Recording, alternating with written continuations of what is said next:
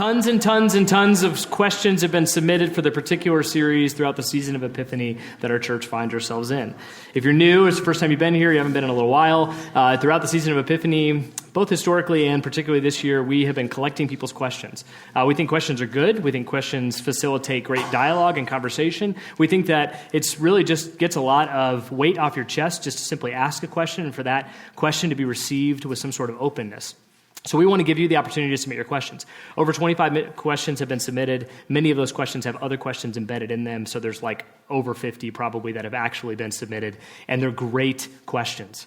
There's no such thing as a stupid question in this. There's no such thing as a question where we will judge or assume something about your character or who you are, your background, or any of that. We would love for you to continue to submit questions. You're welcome to do so at tsgeng.org/questions. Keep them coming. Tonight, I'm going to respond to a couple of questions concerning politics and Christianity, okay? So if it's your first time tonight, or if it's your 100th time tonight, it's going to be fun, okay? For me, I don't know if it's going to be fun for you. I'm going to have a great time. I've been having a blast preparing for this, and I look forward to jumping in with you all tonight. As I said at the beginning of the series, I'll reiterate that it's likely that at some point in time, that I will either frustrate, if not enrage you at some point in time in this series because I'll probably say something that you don't like, or probably more likely, I won't say something that you want me to say, okay? I have like 20 minutes up here every week, and I'm supposed to like talk about Christianity and politics in that short amount of time. So, just so you know, we're going to stick with this as best we possibly can. And my hope is that you will lean in rather than run away, okay? And that we can be a part of this together, as Jared talked about last week. These don't have to be issues that divide us. These can be issues that unite us.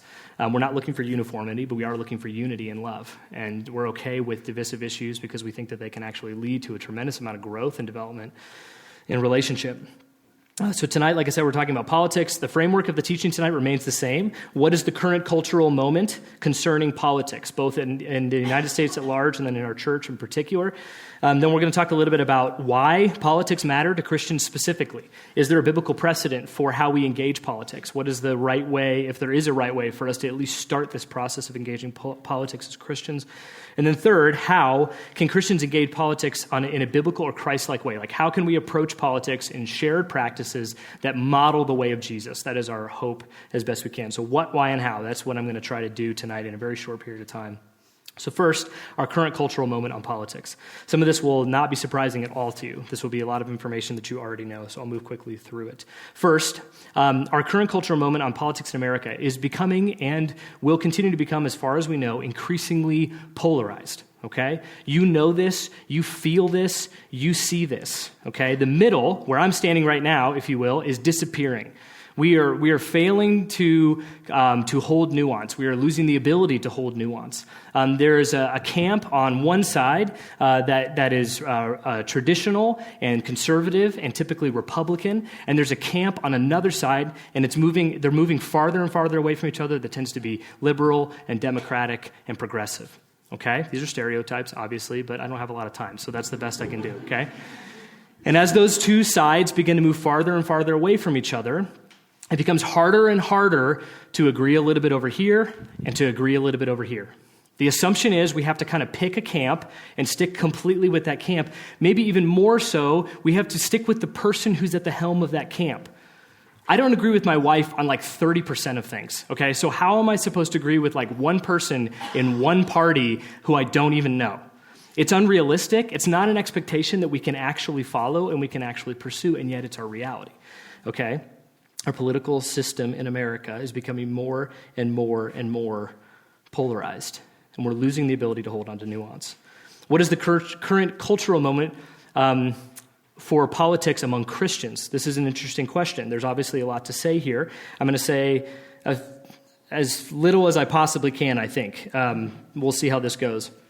As many of you know, more than 80% of white evangelicals voted for Republicans in the 2016 presidential election. And most polls show that number isn't fluctuating very much, even 4 years later. It looks like 2020 might be very, very similar for white evangelical voters. It's not uncommon for Christians in America to conflate their faith with the Republican Party. That happens a lot. It doesn't happen always. It doesn't mean that if you're a Republican or you're a Christian that you're also vice versa. That's not what I'm saying. What I'm saying is oftentimes you will see a conflation between republicanism and Christianity in our country. Now, I'm going to use an example to help show how there are certain issues that tie those two groups together, okay? And I'm going to use the issue of abortion mostly to catch your attention, okay? Now, the risk is it's going to be a super distracting thing later because eventually we're going to have to move on from this, okay? And I'm not going to talk about the ethics of abortion. That's not what I'm getting into tonight. But what I want to do is show how abortion has become a tie that binds Christians and Republicans together. Abortion was not always a major issue for Christians, believe it or not. As a person born in the 80s, my assumption is that it's always been something that has been a hot issue for Christians. Rather, it was a strategic effort by the Republican Party to unify white evangelicals around the Republicans, okay? That doesn't mean that it's not an extremely important issue. I don't want to dismiss or minimize it. It is important for debate and legislation. I believe that. I'm simply showing how it is a tie that binds Christianity and republicanism. Here's a very brief history on how that came to be. It wasn't until the 70s and the 80s that most conservative evangelicals began to beat the pro-life drum. Abdel Fattah, I'm not very good at pronouncing her name. She's our NPR correspondent, recently said this on a podcast. The Southern Baptist Convention, which is known as the most conservative probably of evangelical denominations, actually passed resolutions in 1971, 1974, and 1976 after Roe v. Wade, confirming the idea that women should have access to abortion for a variety of reasons and that the government should play a limited role in that matter. The experts that we talked to said that white evangelicals at that time saw abortion as a largely Catholic issue, okay? Now, evangelicals were not all that interested in the topic at that time. They didn't talk about it a lot. They didn't think about it a lot. They assumed that it was a Catholic issue, and they kind of stayed out of it. W.A. Criswell, who is the pastor of the largest Southern Baptist church in the nation in 1971, said this: "I've always felt that it was only after a child was born and had a life separate from its mother that it became an individual person. It has always therefore seemed to me that what is best for the mother and for her future should be allowed." Now, that's not his position throughout the rest of his career. He changes his position pretty dramatically right after that, as you can imagine. Jamar Tisby, who hosts several podcasts, in fact, really brilliant man that I've really enjoyed listening to, said this. A poll in 1970 references this in the podcast. Says that 70% of SBC pastors supported abortion to protect the mental and physical health of the mother, 64% supported abortion in cases of fetal deformity, and 71% supported abortion in cases of rape. Why does this matter? Why do I keep picking on the SBC? I keep mentioning the SBC because it is known, like I said, as a highly conservative Christian evangelical denomination, and yet in the 70s, leading up to the 80s, it seemed to be, on the whole, more or less in support of abortion, or at least not involved. Not the way we are now. Not the way Christians have our nose in that particular issue significantly. Well, here's what happened. When school segregation was no longer an effective in rallying white evangelicals, Republican politicians began to rally white evangelicals around the issue of abortion and the pro-life agenda. That, again, does not mean it's not important, but it does mean that our faith and republicanism are not necessarily the same. They get conflated with each other. And although it is an important issue, it has also been used and continues to be used as a political tool, like everything is, okay? But it's an important reminder that this is one of the things that is a tie that binds these things together. This kind of conflation happens with Democrats as well. This is simply an example. I could go on and on tonight about different parties and how they use particular issues to rally a particular base, okay? If you want to know more about this, particularly with the issue of abortion, you should listen to Pass the Mic. It's a great podcast. Jamar Tisby is one of the hosts on it, along with Tyler Burns. I highly, highly, highly recommend the podcast. There's a particular episode called Abortion in the Black Community, and you absolutely must listen to it. It's so important. Now, it would be really easy to stay hung up there, okay? So I'm going to ask you to do the really hard work of moving on past that, because that's not what we're talking about tonight. I just wanted to show that our faith and a particular political party do not have to be one and the same, even though they are oftentimes conflated. So what is the cultural moment of politics in this church? Well, it's extremely broad, and I love that. I've always loved that about this church. There are people in this church who voted for Donald Trump. There are people in this church who voted for Hillary Clinton. There are registered Republicans and registered Democrats. There are gun owners and gun haters, pacifists, feminists, queer rights advocates, pro-life folks, pro-choice folks. There are people who voted independent, people who voted libertarian. There are people who wrote in a candidate. And statistically, frankly, even though I don't think it's true of us, many of you didn't vote at all, because we assumed that our vote didn't count or matter, or we simply just didn't get around to it. Now, our church tends to be a little more politically active than most churches, so I don't think that's actually true of us, but statistically, one would say that maybe we didn't participate very much at all. But pretty much, no matter how you voted, or how the person sitting next to you voted, or the issues you care about, or the policies that you're for or against, pretty much everyone in this room at some time or another, particularly in the past couple of years, has developed a political opinion or two, right? We are strongly politically opinionated. So what's the position of our church? Not just the parishioners of our church, but our church. Do we have a position? Well, the answer to that, the short answer to that, is that we don't have a position, okay? Like on many things you'll hear throughout this series, we don't have a stated position on a lot of these things. We don't see the value in that primarily. Our goal is to help you follow the way of Jesus, and oftentimes the way to do that is not to state particular positions on these things. But if I lined up our staff and our table group hosts and our elders and other people in positions of leadership, you would find a wide variety of people on particular issues and candidates and different things. But if I summarized all of that, if I added it all together and divided it by that number of people, somehow measured it in that way, we would probably land a little bit left of center, to be completely honest with you. And that might make you uncomfortable, that might make you feel at ease. I don't know how that makes you feel, but that's just the honest situation about the leadership of our church. This is a really important topic. We believe it matters. That's why we pray about it every single week in the prayers of the people. That's why we come back to it pretty regularly. It's not just on nights like tonight when I'm answering a specific question about it, but we think it really matters. It's worthy of our dialogue, our thoughts, our prayers, and our time, and even our resources. And yet, we need to continue to engage politics better because the stakes are high. Philip Yancey said, "In no other arena is the church at greater risk of losing its calling than in the public square," and I would agree with that. I think that's where we exercise our calling perhaps most. It matters a whole lot. So here's what I want to do tonight. I want to point out two passages in the Bible that I think speak to how we can begin to engage politics together. I don't think these answer our questions. I don't think these tell you how to vote or which candidate to vote for. I don't think the Bible speaks to those things, to be honest with you. But the Bible does give us a paradigm, a framework, a lens by which we can see the world around us. And I think there's two passages that help us do that. Here's the two questions I really want to focus on tonight. These were submitted to our Instagram account. It goes like this. How do I balance these two during the 2020 election season? Someone asked this. The first question, being active and outspoken about the issues, policies, and candidates that I believe matter. 2, not getting too caught up in the election craziness and losing my faith in humanity. These two things oftentimes feel to be at odds, and hopefully you resonate with these two questions because I think there's something that you've wondered as well. I think there's a biblical way forward here, and I think that the way to do that, particularly in my job and in this church, is to point you to the teachings of Jesus.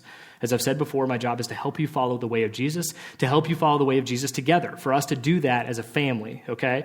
And so we're going to go to the teachings of Jesus. We're going to go to Matthew chapter 5, which we were in a couple of weeks ago. I think that the Sermon on the Mount, which is recorded in Matthew chapter 5, is perhaps the most seminal work of Jesus, some of the most important things that he says, some of the most important values that he holds to are clarified in the Sermon on the Mount. And he starts with these things called the Beatitudes in verse 3. And I don't want us to miss this because I think that we've spent enough time in enough other passages, and in so many ways we've missed this. It goes like this. Blessed are the poor in spirit, for theirs is the kingdom of heaven. Blessed are those who mourn, for they will be comforted. Blessed are the meek, for they will inherit the earth. Blessed are those who hunger and thirst for righteousness, for they will be filled. Blessed are the merciful, for they will be shown mercy. Blessed are the pure in heart, for they will see God. Blessed are the peacemakers, for they will be called children of God. Blessed are those who are persecuted because of righteousness, for theirs is the kingdom of heaven. Blessed are you when people insult you, persecute you, and falsely say all kinds of evil against you because of me. This is the word of the Lord. Thanks be to God. In short, it says this: all people that you think of as cursed or insignificant or non-blessed or powerless or unimportant or weak or forgettable, these are the ones at the top of my list. Jesus starts this sermon with this preamble, and he elevates everybody that was rock bottom. Everybody that would have had not a voice in society, would not have had a place in society, would not have had much to say in society. He brings them all to the top. And then he proceeds with the rest of the Sermon on the Mount. But he brings this to a head right at the very beginning and reminds us that this is the doorway. This is the starting line. This is the beginning. This is the lens. This is the paradigm by which we see humanity. Those who don't seem blessed or blessable are the ones who receive blessing. Those who don't seem like they are worthy for whatever reason, maybe they don't think that about themselves or somebody else doesn't deem them so, they are the ones who receive blessing. And then he proceeds. I was recently struck by this quote by one of my favorite satire authors, Kurt Vonnegut. He says, "For some reason, the most vocal Christians among us never mention the Beatitudes, but often with tears in their eyes, they demand that the 10 Commandments be posted in public buildings. And of course, that's Moses, not Jesus. I haven't heard one of them demand that the Sermon on the Mount, the Beatitudes, be posted anywhere." I found that a fascinating critique from somebody on the outside looking in and saying, there's a few things that you've made your thing, and maybe you've missed some of these other things. And I thought that was a really interesting point, and I tend to agree with it. Vincent E. Bacote, who's a professor at Wheaton College, said once, ultimately, the central question is one about what it means to live out a public Christ-likeness that exhibits equal care for people as well as issues. Back to our friend Philip Yancey here. Politics draw lines between people. In contrast, Jesus' love cuts across those lines and dispenses grace. That does not mean, of course, that Christians should not get involved in politics. It simply means that as we do, we must not let the rules of power displace the command to love. If our starting line, if our first foot forward, if our lens, if our paradigm is one of love, particularly towards those who are on the margins, particularly towards those who experience oppression, particularly those who are in a difficult situation for one reason or another, that will change the way that we go about our experiences. So lest we are confused and think that I'm saying that the Beatitudes gives us answers to modern-day political conundrums. They do not. I do not believe that the Beatitudes speak to those things. Rather, I believe that the Beatitudes can do two things for us. Okay, here's two things. One, they can inform the way that we vote and the way that we guide our political leanings, even if they do not outright endorse particular policies or candidates. They can guide the way we look at these issues. That's our starting point, is the Beatitudes. Two, this is perhaps the most important part. The Beatitudes inform and govern the way that we engage political issues and candidates. Okay? So think about the thoughts that you have about that person that holds to that particular political ideology or party. Think about that post that you put on Facebook or Twitter or elsewhere that has a political nature to it. Think about that conversation that you had with that uncle around Thanksgiving about that political thing. The Beatitudes have to inform the way that we engage each other. They have to inform the way we dialogue with each other. They have to inform the way we talk to each other, care about each other, know each other, and love each other. It starts there. A.J. Sherrill, pastor of Mars Hill Church and preached here last year, recently said this: "Dear evangelicals, a group with which I historically identify, we are not waiting for King Cyrus. We are waiting for King Jesus. The Sermon on the Mount is our highest political ethic." I agree, AJ. I agree. It is our highest political ethic, and that is where it begins. It is the highest ethic by which we engage our life and our world around us. If you're trying to figure out more specific things on how we engage the world around us, issue by issue, maybe even candidate by candidate, there's an organization called the AND campaign. Their logo is just an ampersand. The AND campaign. Some of the things I find helpful on there, some of the things I don't find particularly helpful. But there's some interesting things on there, and it does provide some great dialogue and some great conversation. I highly encourage you to check it out at some point. On to our second passage. We're moving along fast here. In Jeremiah chapter 29, you've heard me talk about Jeremiah 29 quite a bit if you've been around for a little while. There's a particular verse that gets a lot of attention, but there's a whole bunch of verses before that are probably more important, I would say. And they set this tone that God continues to speak to his people in. It's a tone of localization. It's a tone of zooming in and zeroing in. The people at that time were in exile, which is a fancy word for slavery. One of the reasons why Black Americans have resonated with the people of God throughout the Old Testament is because they both experienced slavery in a land that was not their own and that lasted multiple generations. They both have ancestors whose entire lives were defined by ownership, slavery, labor, and deportation. That is why this is significant. But I think it's significant to all of us in some way, shape, or form because it reminds us about the localization of the work of God and how it is not always over there, but oftentimes it's right here in the dirt, right below our feet.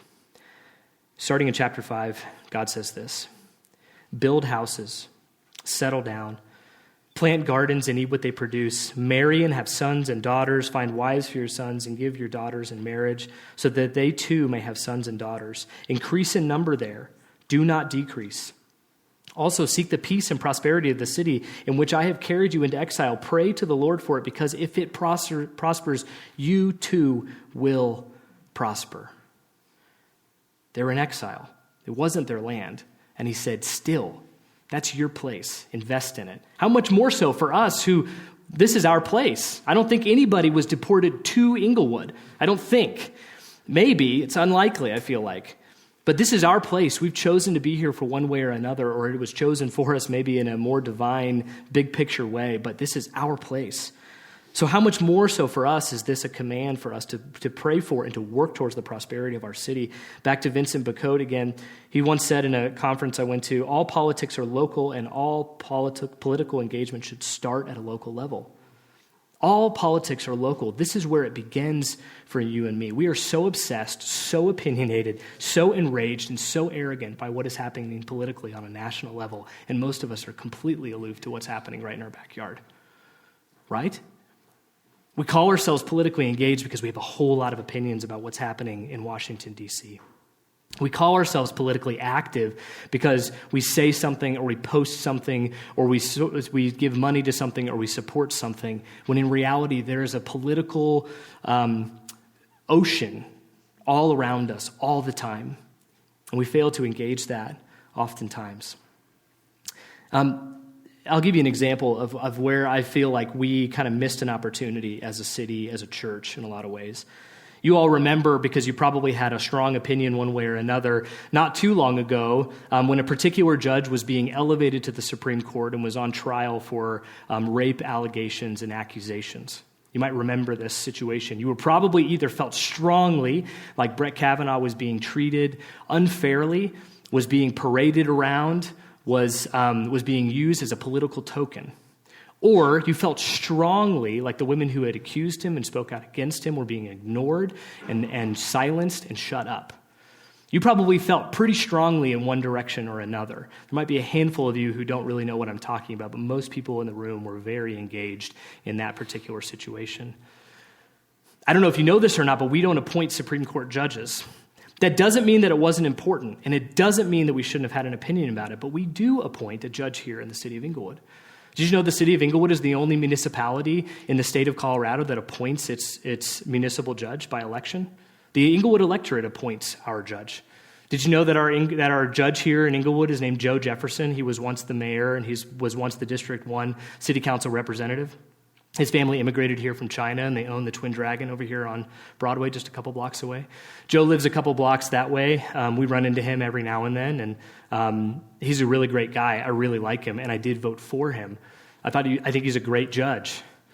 But I'll tell you this. When we can begin to be as politically engaged on a local level as we are nationally, or at least thinking in that direction, then we're starting to carry out Jeremiah 29. Then we're starting to carry out this ability and this belief that this right here matters just as much as anything else. And by the way, we can actually do something about it. I don't mean to take the wind out of your sails on whatever national political platform you feel like you're standing on, but I can tell you that the work you do on a local level goes a really long way. And you will see effects swiftly, quickly. It happens right here, right away. The things that happen here on a political level affect the schools, the soil, and the sidewalks nearly immediately. It does take a while, but it doesn't take nearly as long as it does on a national scale. It's exciting stuff. It's weird stuff. I mean, it's local politics. It gets wonky, but trust me when I say that it is some of the most rewarding work to get engaged in it, to start to think through it. Your opinions and activity on local politics, I hope, in this coming year will be just as strong, if not stronger, than those of your opinions and activities on national politics. Till the soil, put down roots, grow where you're planted, establish yourself in a place. The well-being of that city is your well-being. All politics are local. That means for every tweet, every like, every comment, every thought, every vote, every dialogue, every lobbying, everything, every dime you give, everything you do, hopefully would have a local counterpart. Hopefully that would have a local manifestation. Let me summarize my thoughts in two ways tonight. First, as followers of the way of Jesus, the Beatitudes are our guide for both the content and the execution of our political activity. Our political activity should be at least as local as it is national. Those are the two things I want you to walk away with tonight. The Beatitudes are not going to tell you what to do about abortion or women's reproductive rights. The Beatitudes are not going to tell you whether to vote for a Democrat or a Republican. They're not going to help you do that, but they are going to help you get the ball rolling. They're going to help you move in that direction and start to get an idea on that. The last page of my notes is not here for some reason. There it is. Found it. One more from our friend Philip. Didn't have to look long. In the 1960s, Martin Luther King Jr. devised a creative strategy of engagement that has since been adapted to many causes. He fused together the power of love, as described in the Sermon on the Mount, and Mahatma Gandhi's method for nonviolent resistance. Prior to reading Gandhi, he said, I had about concluded that the ethics of Jesus were only effective in individual relationships. Gandhi showed him that a movement on behalf of a moral cause could be expressed in a loving way. I came to feel that this was the only morally and practically sound method open to oppressed people in their struggle for freedom. On your chair tonight when you came in was a copy of a letter from Birmingham jail penned by Dr. Martin Luther King Jr. Every year on this Sunday since we launched, I've printed that letter and I've put it on your seat. And it's the only time in the year where I give you required reading and I say you have to read this. It's not a strong suggestion. You have to do it. You have to do it tomorrow, ideally. Many of you have off of work or your kids don't have school. Maybe read parts of it as a family if you'd like.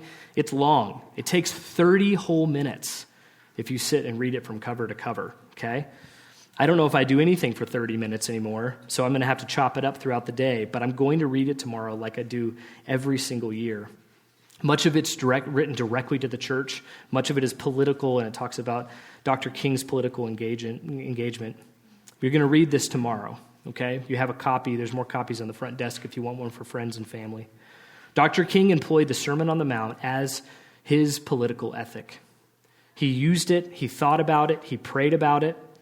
He employed it. And my hope is that we do the same. That the Sermon on the Mount, particularly the Beatitudes, become our first step into every single political thought, every bit of political engagement, every political dialogue, every political debate. And my hope is that we start right here on our soil, on our turf, in our parish, in this city, the city of Inglewood. Would you pray with me? Heavenly Father, thank you for an opportunity to gather together. And as challenging as it is to talk about such divisive issues, my prayer for our church tonight is that we would walk away with a sense that we can approach these things with levity, but also with gravity.